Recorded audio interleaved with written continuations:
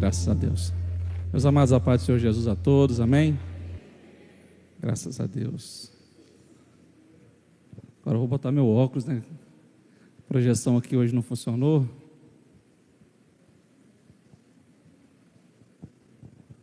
E eu já assumi que eu estou ficando velho, tá, irmãos? Hoje eu estava ali na classe dos jovens, até comentei com o pastor. Falei, agora eu vou passar a dar mais conselhos a vocês, que eu estou velho. Velho dá conselho e o jovem ouve, né? E aí, quando a gente estava cantando com os varões aqui, as pessoas ficam olhando para a gente como se a gente fosse velho mesmo, tá? Mas o grupo dos varões não é coisa de velho não, irmão. Velho é o inimigo.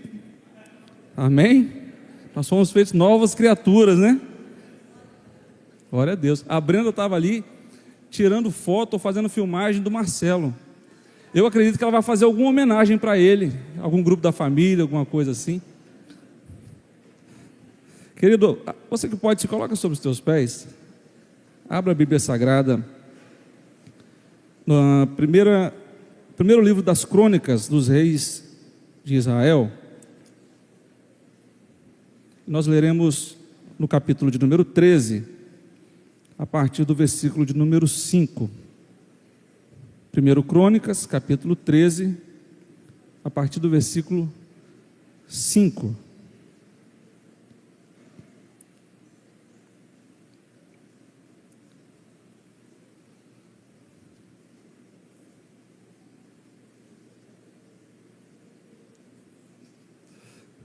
Quem achou diz amém. Quem não achou diz misericórdia. Há misericórdia para aquele que clama, amém? Só aguardar mais um pouquinho. A projeção é boa, mas deixa o povo até um pouco mal acostumado, né? Para manusear a Bíblia, né? Quem achou diz amém. Ai, glória a Deus. Confiando no amém dos irmãos, nós vamos fazer a leitura, 1 Crônicas, capítulo 13, versículo 5 e diante. Diz assim: reuniu, pois, Davi a todo Israel, desde Sior do Egito, até a entrada de Ramate, para trazer a arca de Deus de Quiriate-Jearim. Então Davi com todo Israel subiu a Baalá, isto é, a Quiriate-Jearim, que está em Judá, para fazer subir dali a arca de Deus, diante da qual é invocado o nome do Senhor, que se assenta acima dos querubins. Puseram a arca de Deus num carro novo e a levaram da casa de Abinadab. E Uzá e Aiô guiavam o carro. Gravam-se perante Deus com todo o seu empenho, com cânticos, com harpas, com alaúdes, com tamboris, com símbolos e com trombetas.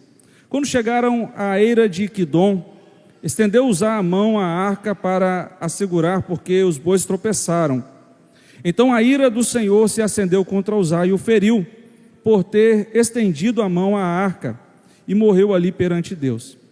Desgostou-se Davi, porque o Senhor irrompera contra Uzá, pelo que chamou aquele lugar Pérez Uzá, até o dia de hoje.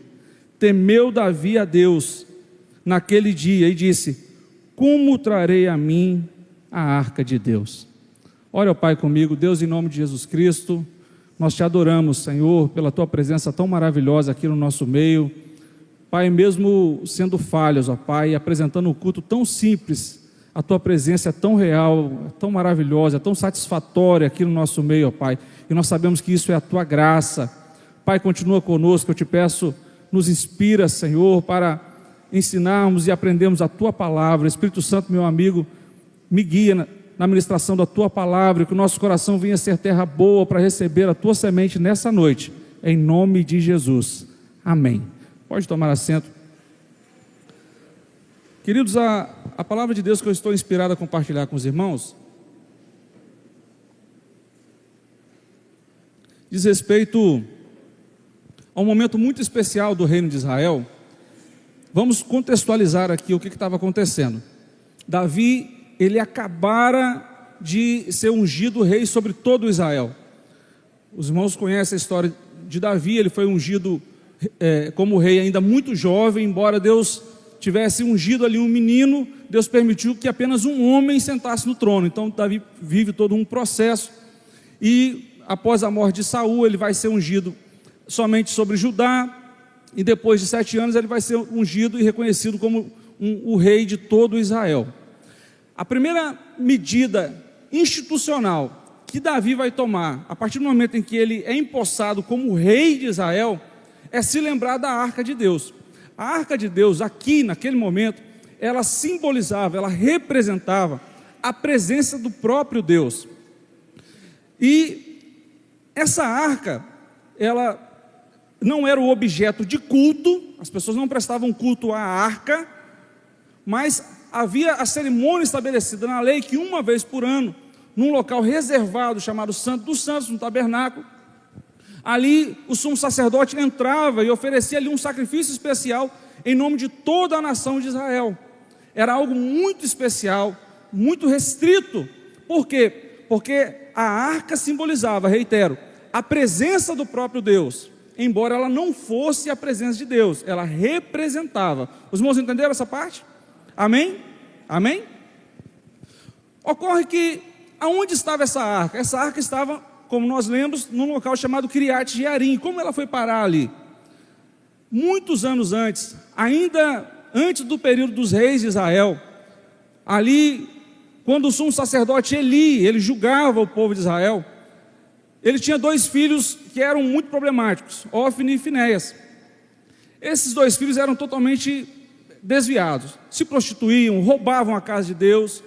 E Israel estava enfrentando um período de guerra contra os filisteus. E o que eles fizeram? Vamos levar a arca conosco para a guerra. Por quê? Porque então Deus estará conosco na guerra. Então, não obstante as suas más condutas, eles acharam que apenas por estar portando a arca de Deus no meio do arraial, Deus iria ali intervir em favor deles. Eles esqueceram da essência da adoração e do que aquilo simbolizava. Então, eles sem temor levaram a arca, mesmo assim eles perderam a batalha, os filisteus levaram a arca para a Filistia. A arca foi colocada ali no templo de Dagon, que era o deus dos filisteus. Ali Deus vai trazer algumas pragas contra os filisteus vão devolver essa arca para Israel, resumindo a história. Ocorre que quando eles vão devolver essa arca, o que eles fazem? Eles não tinham o conhecimento da palavra de Deus. Por quê? Porque eles não eram servos de Deus. Eles fizeram a melhor forma como eles acharam que poderia fazer para aplacar a ira do Deus de Israel. Então eles fizeram um carro de boi bonito, colocaram a arca da aliança sobre esse carro de boi e soltaram ali um método que eles fizeram uma provação com Deus, e soltaram ali aquele carro puxado por uma vaca que ainda amamentava. Aquela vaca foi para os termos de Israel. Depois de ela chegar ali, ela foi encaminhada à casa de Abinadab, que era um sacerdote. Quem vai ficar responsável por cuidar da arca na casa de Abinadab é seu filho chamado Eliezer. Após a morte de Eli, Deus levanta Samuel. Após Samuel, acaba o período dos juízes, Deus levanta Saul. Saul vai reinar, irmãos, por 40 anos. Por 40 anos. E a arca vai permanecer quietinha lá na casa de Abinadab. E ninguém vai se lembrar da arca, que simbolizava a presença de Deus. Esses dois jovens que nós lemos aqui, a respeito deles, que estavam participando agora do transporte da arca, Uzá e Aiô, muito provavelmente quando eles nasceram, a arca já estava na casa de seus pais. Passa-se os 40 anos do reinado de Saul. Davi ascende ao trono do povo de Israel. Então a sua primeira decisão institucional aqui como rei, e aí a gente entende por que Davi, ele era homem segundo o coração de Deus, porque no momento em que ele teve o controle das decisões, a primeira decisão importante que ele toma diante do povo é: vamos adorar ao Senhor e vamos trazer e dar proeminência à presença de Deus no nosso meio. Aleluias. E isso é primordial na vida da gente. Isso é primordial na vida da gente, de nós darmos prioridade à presença de Deus nas decisões que nós tomamos na gestão da nossa vida. Agora, quando ele vai fazer isso, certamente ele deve ter perguntado a alguém: como é que nós vamos fazer para transportar essa arca? Então alguém deve ter contado para ele. Eu estou conjecturando, o texto não diz isso, mas pelo desfecho, eu me permito fazer essa ilação. Olha, Davi, quando essa arca chegou aqui, há mais de 40 anos atrás, em Kiriat Jearim, ela chegou sendo transportada num carro de boi. Então o que Davi pensou? Ora, se é assim que se transporta a arca, façamos o melhor carro de boi da história da humanidade. Vamos usar as melhores madeiras, vamos pegar os animais mais preparados, vamos apresentar o melhor para o Senhor. E Davi, ele era aquela pessoa que servia a Deus com excelência, queria dar sempre o seu máximo. Então ele preparou uma grande festa para Deus. Ele convocou todo Israel e ele foi até ali na casa de Abinadab, com esse carro de boi maravilhoso. Colocaram a arca de Deus sobre esse carro de boi e vieram transportando a arca até a cidade de Davi, até Jerusalém. Ocorre que, como nós lemos no texto, durante o trajeto os bois tropeçaram e o carro balançou. No que o carro balança, a arca perigou em cair de sobre a caçamba do carro. Uzá, que estava na parte de trás, Aiô ia à frente e Uzá atrás. Uzá voluntariamente, talvez até de forma instintiva, muitíssimo bem intencionado, ele vai com as suas mãos para amparar a arca, para que a arca não caísse. Nesse instante, a ira de Deus se acendeu contra eles, de tal forma que Uzá foi ferido de morte. O nome do local passou a se chamar Pérez Uzá. A palavra Pérez significa rotura, rachadura. Há alguns comentaristas que chegam a dizer que Uzá foi partido ao meio, irmãos. Imagina isso. Eles estavam em uma grande festa para Deus. Tinha liderança, tinha sacerdote, tinha música, tinha instrumento. Mas quando Deus chegou na festa, Deus acabou com a festa. Deus falou: assim eu não quero. Desse jeito aí, eu não admito. E Deus acabou com a festa, irmão. E Davi temeu muito ao Senhor. E a arca então foi levada para a casa de Obed-edom, que era outro levita. E a arca ficou 3 meses apenas na casa de Obed-edom. E chegou a notícia a Davi: Davi, Deus abençoou e prosperou a família de Obed-edom. Então Davi entendeu que Deus havia agora aplacado a sua ira e passou a tomar as medidas corretas para transportar a arca. Deixe-me fazer uma pausa para nós fazermos algumas aplicações sobre isso às nossas vidas. Preste atenção nisso. O que tinha na casa de Obed-edom, que em apenas 3 meses eles foram abençoados e prosperados, que não tinha na casa de Abinadab, que em mais de 40 anos não aconteceu nada? Por que na casa de Abinadab, Ricardo, a arca ficou mais de 40 anos e não há uma vírgula no texto sagrado relatando que a casa dele tenha sido abençoada? O que aconteceu na casa de Obed-edom, que em apenas 3 meses aquela casa prosperou e Deus abençoou aquele povo? Aleluias. O pastor fez um comentário agora há pouco dizendo o seguinte: o nosso povo, ele fica assim, né? Às vezes é ceia no sábado, aí no domingo muitos acham que já não precisam de vir. Sabe por quê? Porque acham que se acostumaram com a presença. Estão acostumados com a presença. O apetite espiritual é muito pequeno, é muito pouco. Então vem no sábado de ceia, é uma ceia abençoada, tá bom, já ganhei minha semana, não preciso de mais nada. Alguns infelizmente só retornarão na próxima ceia. E infelizmente, o que nós cantamos aqui com a irmã Camila, às vezes de boca cheia, às vezes não é uma verdade em nossas vidas, porque às vezes a gente experimenta o Santo dos Santos, experimenta a presença de Deus, fica um pouquinho satisfeito e já sai e não quer retornar mais. Eu fico imaginando na casa de Abinadab, a primeira semana que a arca estava lá, talvez eles nem olhavam para ela, talvez eles nem entrassem no cômodo em que ela estava, porque tamanho era o temor. Mas vai passando o tempo, vai passando os anos, as pessoas vão se acostumando, e a rotina, irmãos, tira o sabor das coisas.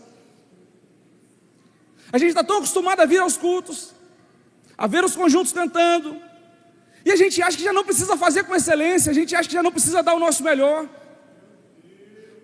A gente às vezes se porta como uma pessoa louca,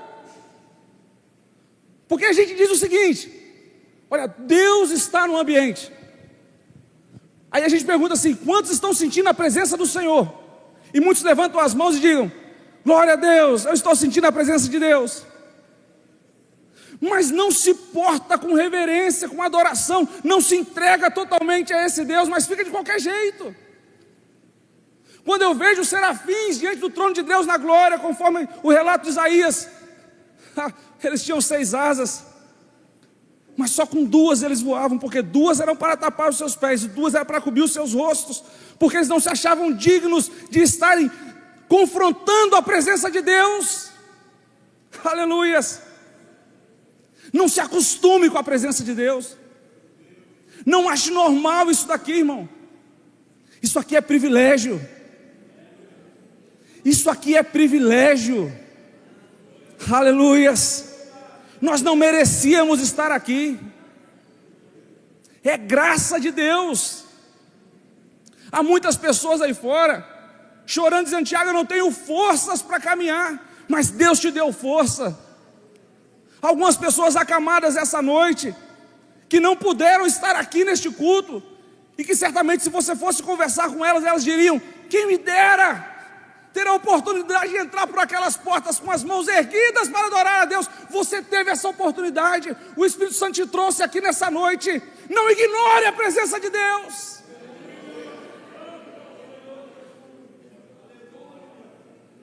Aleluias. Agora Uzá, ele cresce naquele ambiente,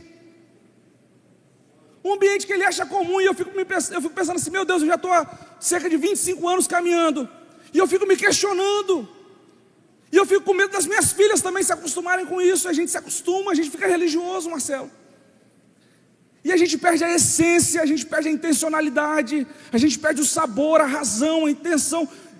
A gente para de se questionar: por que nós estamos fazendo aqui? Por que nós viemos aqui? O que nós estamos fazendo aqui? Por que nós servimos a esse Deus? Quem é esse Deus?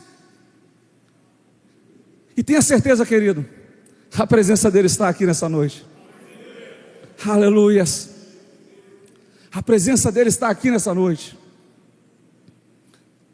A postura da família de Obed-Edom atraiu, além do objeto, a arca da aliança, a postura da família de Obed-Edom atraiu a presença de Deus para dentro da sua casa. Aleluias. Agora preste atenção nisso. Nós dissemos que quando a arca foi transportada da Filistia para Israel, ela veio num carro de boi. E qual foi a medida que Deus tomou contra os filisteus? Nenhuma. Por quê? Porque os filisteus não eram o povo de Deus. Eles não tinham obrigação de conhecer a lei. Eles não tinham obrigação de conhecer a forma correta de se transportar a arca. Agora, quando o povo israelita, com seus sacerdotes, com seus levitas, eles vão transportar a arca, Deus não admite que eles o façam da mesma forma que os filisteus fizeram. Por que isso, Tiago? Porque eles eram servos de Deus. Eles tinham uma lei, eles tinham acesso à palavra. Se eles não sabiam como fazer, eles deveriam saber. Deveriam saber. Quanto mais te é dado, mais te é cobrado. Daí a gente começa a compreender, Paulo Henrique, por que Deus, na sua tolerância, Ele admite que o mundano faça alguma coisa, mas Ele não suporta que você faça. Às vezes você pensa assim: mas Tiago, todo mundo lá no mundo faz essas coisas. Na hora que eu vou fazer, Deus me aperta. Eu sinto um constrangimento. Ou Deus usa um profeta para falar comigo. Ou Deus usa alguém numa pregação. Ou na minha oração o Espírito Santo de Deus puxa a minha orelha. Por que Deus não me permite fazer algumas coisas que todo mundo faz? Você não é todo mundo. Você é povo de Deus. Você é sacerdócio real. Você é povo adquirido. Você é propriedade do santo. Aleluias. Então você tem que entender que na sua vida com Deus você não pode querer usar os rudimentos do mundo para servir a Deus, mas você deve usar a palavra de Deus como instrução para você se relacionar com esse próprio Deus, de modo que a palavra do Senhor é um manual para te orientar nessa relação. Então por isso Deus não aceita que os israelitas vão fazer o transporte da arca da mesma forma que os filisteus fizeram. E aí Uzá, coitado, muito bem intencionado, é quem vai pagar o pato. Napoleão Bonaparte, ele classificava as suas tropas de algumas formas. Existia uma classe de soldados que ele não admitia no seu exército. E ele foi um grande general, venceu muitas batalhas. Depois pesquisem sobre a batalha de Waterloo, uma estratégia fantástica. Preste atenção nisso. O perfil do soldado que Napoleão Bonaparte ele não admitia no seu exército era o chamado ignorante voluntarioso. Para usar um eufemismo aqui. O camarada que ele era ignorante, mas ele tinha muita iniciativa.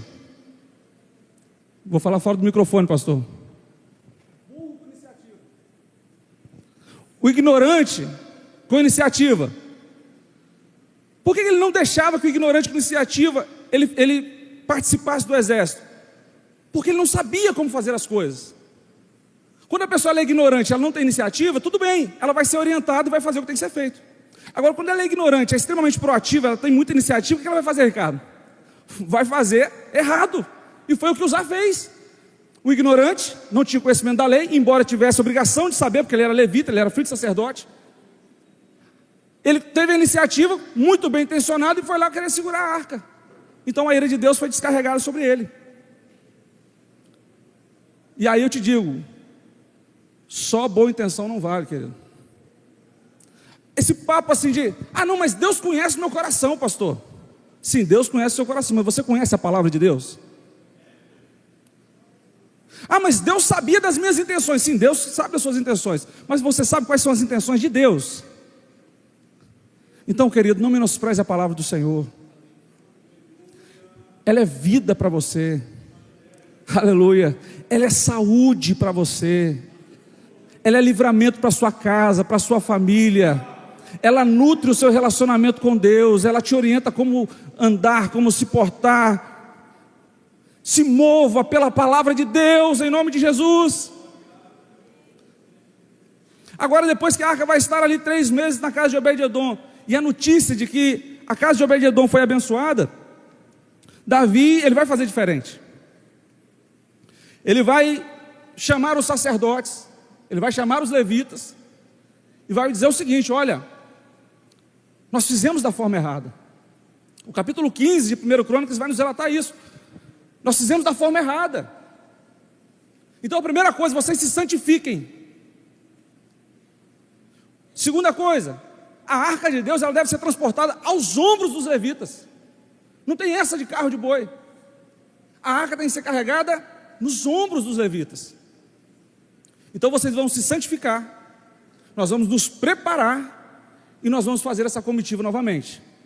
E assim eles fizeram, se organizaram os músicos, os cantores. O texto é tão lindo, tão maravilhoso, que fala de divisão de vozes, harmonização de vozes, fala de instrumentos diferentes. O texto é maravilhoso, porque é a primeira vez, irmãos, isso é lindo, é a primeira vez que os louvores são introduzidos no culto a Deus. Isso aqui é um marco histórico na prestação de culto ao Senhor. Davi está estabelecendo o culto com o implemento de louvores de adoração, cânticos. Então ele vai fazer com muita excelência, com muito cuidado, com muito carinho. O povo vai se santificar, eles vão descer a casa de Obed-edom. Os levitas agora, eles vão começar a transportar a arca aos ombros. A arca era um caixote de madeira de acácia, revestido com ouro por dentro e por fora, e continha ali alguns objetos dentro dessa arca, de forma que de fato, irmãos, era pesada.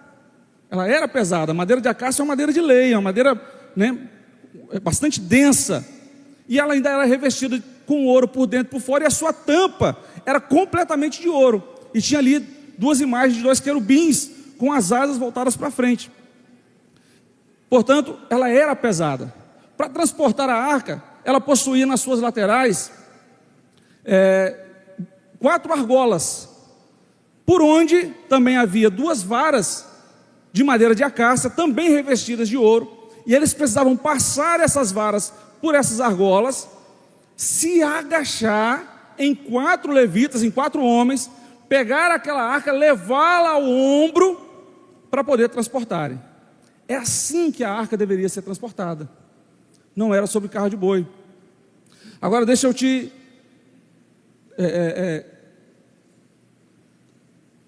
aplicar aqui algumas verdades sobre esse procedimento. Preste atenção nisso. A primeira coisa que a gente observa, além do conhecimento, além da santificação, eles precisavam estar em 4 levitas. 4 levitas, 4 homens. Esses homens precisavam vir e tomar posição, cada um ali do lado de uma argola. Passada a vara pelas argolas, todos eles precisavam descer para poder pegar a arca.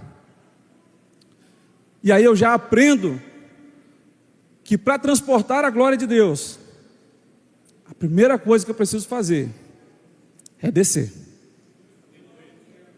Eu preciso descer. Com altivez, com arrogância, com soberba, fica difícil de eu alcançar a glória de Deus. Aleluias. Para ser portador da glória de Deus, eu preciso descer. Isso fala de humilhação, isso fala de oração, isso fala de busca. Agora eles descem e pegam. E era pesado? É pesado, meu amigo. É pesado. E eles vão trazer aquilo aos ombros e vão sentir o peso da glória de Deus. Aleluias. É o peso da responsabilidade. Paulo falou: olha, você não sabe que o Espírito Santo de Deus tem ciúme de vós? Vocês agora são templo do Espírito Santo. Vocês são portadores da glória. Aleluias. A gente precisa ter noção dessa responsabilidade, Maíva. Alguns crentes às vezes perdem noção disso. Você sabe que você é templo do Espírito Santo, você é portador da glória de Deus. Então você tem que estar emposturado, irmão. A sua postura diante da sociedade tem que ser uma postura correta. E aí eles vão precisar caminhar como? Em comunhão entre os 4. Por quê? Porque não adianta o da ponta esquerda aqui querer ir para a esquerda, o da ponta direita querer ir para a direita. Não. Eles têm que ter comunhão para caminhar na mesma direção. Então eu aprendo que para transportar a glória de Deus, além de ter que descer, me humilhar, estar emposturado, eu preciso ter comunhão com meu irmão. Porque se eu quiser caminhar sozinho, eu não consigo carregar a glória de Deus. Eu preciso ter comunhão com você. E essa é uma grande verdade bíblica, que não existe igreja individual. A igreja só existe na coletividade. A igreja só existe na coletividade. Aleluias. Eu preciso ter comunhão com meu irmão. E tem dia que meu irmão não está muito bom. Tem dia que ele dá umas tropeçadas também, a arca também balança. Mas eu preciso suportar ele. Paulo nos disse assim, que nós devemos suportar um ao outro. Às vezes a gente coloca suportar só no sentido de tolerar. Mas amplie sua visão. Suportar também é dar suporte. É quando ele não tiver muita força para carregar, você fala com ele: joga o peso um pouquinho mais para cima de mim aqui. Carregai as cargas uns dos outros. Aleluia. Tem gente aí que está sofrendo do seu lado, irmão. Ele está fazendo cara de dor, ele está dando sinais de que ele está sofrendo, mas às vezes a gente prefere ignorar. A gente tem o costume de achar que a nossa carga é mais pesada que a carga do irmão. A gente tem o costume de achar que a gente está sofrendo mais que o outro, que as coisas ruins só acontecem com a gente, que não é nada, irmão. Tem tanto crente isolado na caverna, igual Elias, chorando, achando que é só ele, que não tem mais ninguém. Deus está falando: Elias, sai dessa caverna, para de show, tem mais 7.000 aí que não se dobraram, meu amigo. Bora, sai daí, vamos trabalhar. Tem um monte de gente para você abençoar. E é com você que Deus conta nesse tempo. Então olha para o lado, vê quem está precisando de ajuda. Ajuda a carregar a carga do seu irmão. Você é portador da glória de Deus. Aleluia. Você é portador da glória de Deus. A presença de Deus é contigo. Aleluias.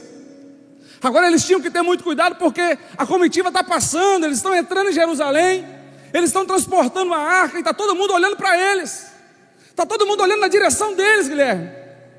E eles têm que tomar cuidado para não achar que eles é que são o alvo, o objeto dos olhares. Aleluias. E a gente tem isso. Às vezes eu começo a pregar aqui, posso me envaidecer e achar, poxa, está todo mundo olhando para mim. Vocês podem estar até olhando para mim, mas todo mundo está querendo ver a glória de Deus. Eles estavam entrando em Jerusalém carregando a arca, as pessoas estavam olhando na direção deles, pastor, mas eles queriam ver a arca que simbolizava a glória de Deus. Entenda isso, querido. As pessoas vão olhar para você, mas apresente Deus para elas, apresente a glória de Deus para elas. Elas precisam ver isso em você. O mundo precisa ver isso em você. Aleluia. Você é portador da glória de Deus. Aonde você chega, o reino chega. O que as pessoas têm visto ao olhar na nossa direção? O que as pessoas enxergam quando olham para mim, no meu trabalho, na minha casa, na minha escola, na minha faculdade? O que os meus vizinhos conseguem enxergar quando eles olham para mim? Será que alguém consegue ver a glória de Deus? Será que alguém consegue enxergar alguma coisa de Deus em mim? Aleluias. E se alguém conseguir vir alguma coisa, irmãos, de boa, eu tenho certeza, é a presença de Deus. É a presença de Deus, é a presença de Deus.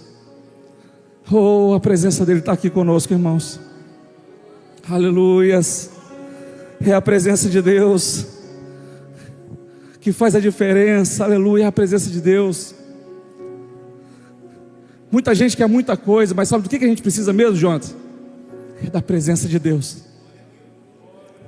Às vezes a gente quer chegar em casa e fazer aquelas DRs e resolver tudo, mas às vezes o que a gente precisa é só chegar com a arca de Deus dentro da casa da gente. Aleluia. É só chegar com a presença. Deixa que a presença cuida, deixa que a presença resolve, deixa que a presença cura. Aleluia. Deixa que a presença liberta, deixa que a presença transforma. Aleluia. Deixa que a presença de Deus alcança onde você não consegue alcançar. Deixa que a presença de Deus, ela consegue falar palavras que você não consegue dizer. Aleluias. A presença consegue compreender situações que a gente não consegue enxergar, mas confia e porta a presença de Deus. Aleluias. Deixa Deus cuidar de você. Deixa Deus cuidar da sua família. Sinta o peso da responsabilidade, sinta o peso da glória, mas desfrute da presença, irmão.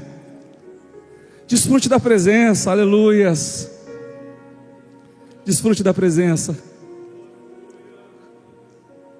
O texto diz que, tendo Deus os ajudado, eles conseguiram entrar em Jerusalém. Tendo Deus os ajudado. Aleluia. O nosso Pai não é padrasto, irmão. Ele sabe onde dói. Ele quer nos ajudar. Ele quer te ajudar. Tendo Deus os ajudado, eles conseguiram chegar. Nós estamos aqui hoje porque Ele nos ajudou, irmão. Às vezes a ajuda de Deus, ela é tão forte, ela é tão profunda. Algumas pessoas vieram para cá arrastadas pela presença. Algumas pessoas fizeram planos de não vir, Marcos, mas alguma coisa virou. O Espírito Santo de Deus me diz, alguma coisa virou. E você diz, não, eu vou. E Deus te diz, sim, eu estou te ajudando a caminhar. E com a minha ajuda você vai chegar até lá. Jerusalém é logo ali, irmão. Aguenta mais um pouquinho, a gente vai te ajudar, vamos sofrer junto. Jerusalém é logo ali. Tiago, está pesado, está sofrido, eu sei. Jerusalém é logo ali, a gente está chegando, irmão. Aleluias. Não perca o céu de vista, Jerusalém é logo ali. Não abra mão da presença. Não abra mão da presença, aleluias. Jerusalém é logo ali, a gente já está chegando. Deus vai te ajudar. Você vai conseguir, a gente vai conseguir. E nós vamos juntos. Ninguém vai ficar para trás. Vamos chegar junto. Lembra de alguém que não está aqui hoje? Assim que acabar esse culto, manda um zap para ele. Meu irmão, eu senti sua falta.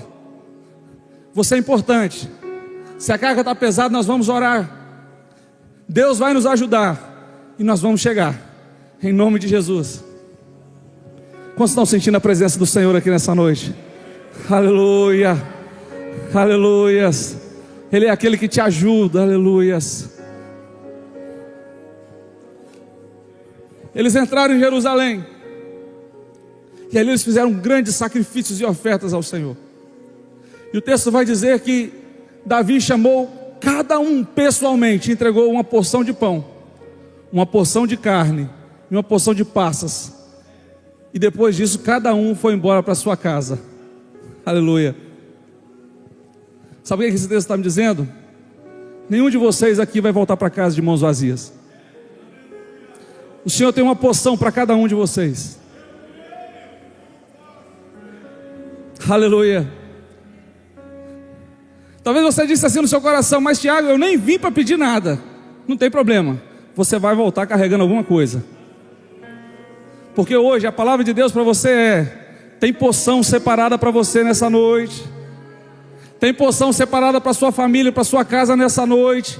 E cada um daqui vai sair com um suprimento do céu para atender a sua necessidade. Aleluia. Quantos creem nessa palavra? Aleluias. Aleluia. Porque Ele cuida, irmãos. Meu amor, Josiane, vem cá adorar o Senhor.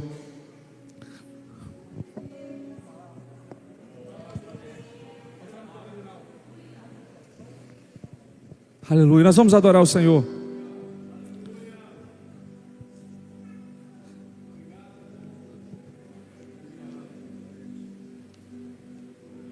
Nós vamos adorar o Senhor. E eu quero que você ligue ainda mais o seu pensamento no trono da graça. Eu quero que você desfrute ainda mais dessa presença tão maravilhosa que está aqui. E nós queremos declarar nessa noite que nós não abriremos mão da presença do Senhor. Nós queremos declarar nessa noite que nós estamos debaixo dos cuidados do Senhor, que nós queremos sim a ajuda de Deus. Aleluia. Eu quero gritar nessa noite: Deus, eu quero a sua ajuda. Eu preciso da tua ajuda, Senhor. Me ajuda a chegar, Pai. Me ajuda a chegar, Senhor. Aleluias. Com gemidos que palavras não podem explicar. Ele eleva ao Pai as minhas intercessões. Quando dobro os meus Isso é tão precioso, irmãos.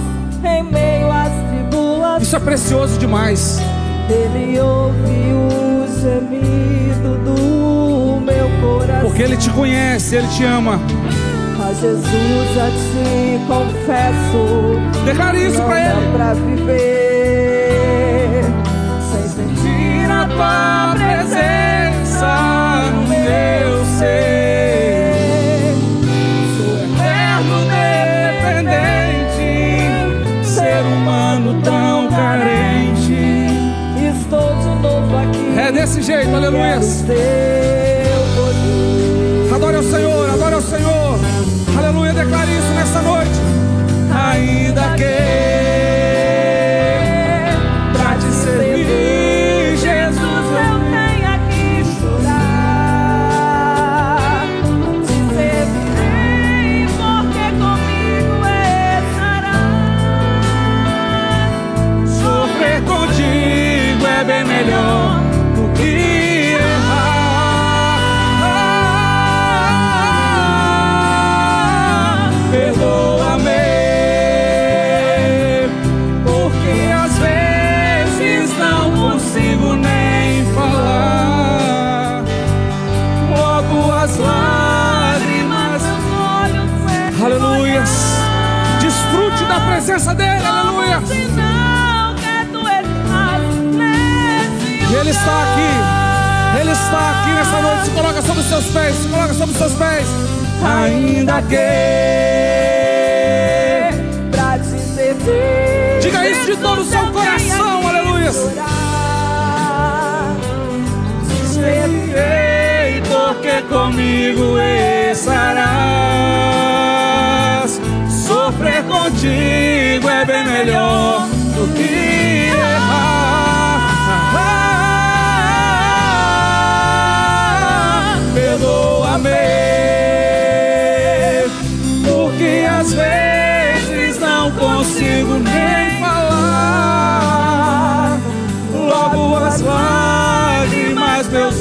vem molhar, como sinal que tu estás neste lugar.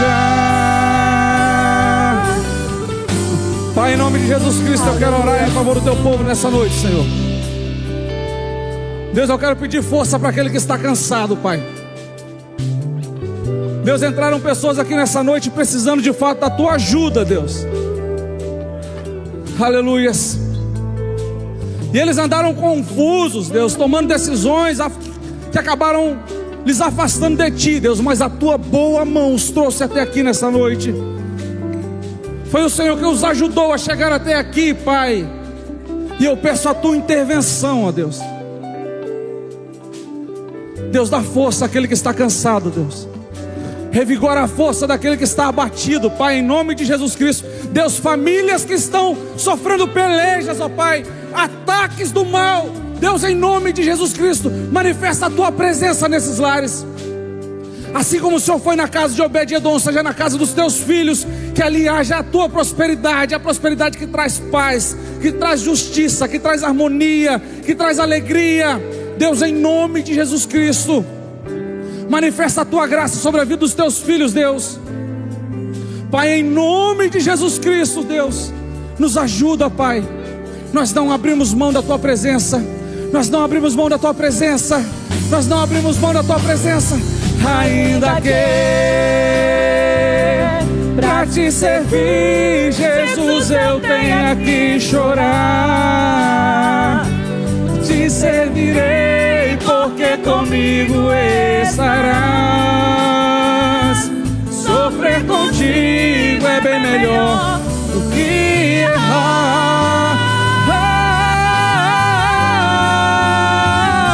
Perdoa-me, porque às vezes não consigo nem falar. Logo as lágrimas meus olhos vêm molhar, como sinal que tu estás neste lugar. Ele está aqui, gente. Ele está aqui. Ele está aqui, Ele está cuidando de você. Aleluia. E você vai embora hoje levando a sua porção em nome de Jesus. Amém.